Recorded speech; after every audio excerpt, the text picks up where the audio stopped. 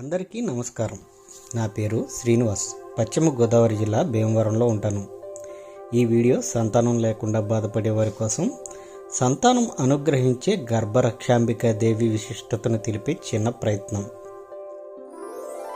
పెళ్ళయి 8 సంవత్సరాలైనా మాకు పిల్లలు పుట్టకపోవడంతో తిరగని హాస్పిటల్ లేదు. ఎన్ని రకాల మందులుంటే అన్నీ వాడాము. మాకు పిల్లలు లేరు అన్న ఒక్క మాటను అలుసుగా తీసుకొని లక్షలు దోచేశారు హాస్పిటల్ వారు, ముఖ్యంగా తణుకులో. చాలా కష్టాలు అనుభవించిన తర్వాత మా ధైర్యాన్ని, నమ్మకాన్ని హాస్పిటల్ వాళ్ళు చంపేసిన తర్వాత, అన్ని హాస్పిటళ్ళు అలా ఉంటాయని చెప్పడం లేదు, కొన్ని మాత్రం అలానే ఉంటాయి.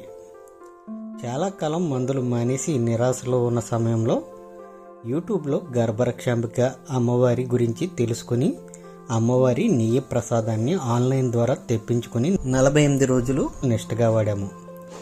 అమ్మవారి అనుగ్రహంతో నా భార్యకు కన్ఫామ్ అయింది. 8 సంవత్సరాల్లో ఎన్నిసార్లు ప్రెగ్నెన్సీ కిట్లో కనిపించినాయి.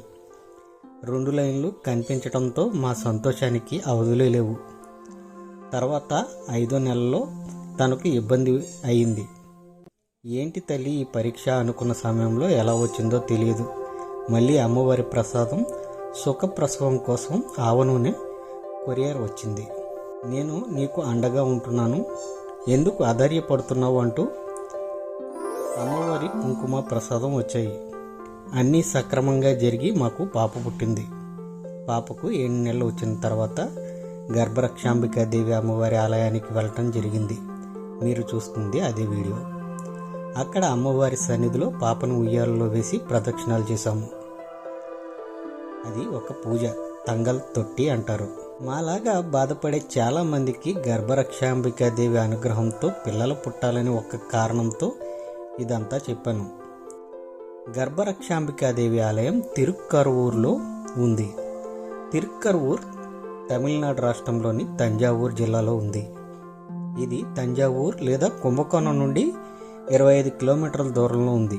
పాపనాశనానికి సుమారు 7 కిలోమీటర్ల దూరంలో ఉంటుంది.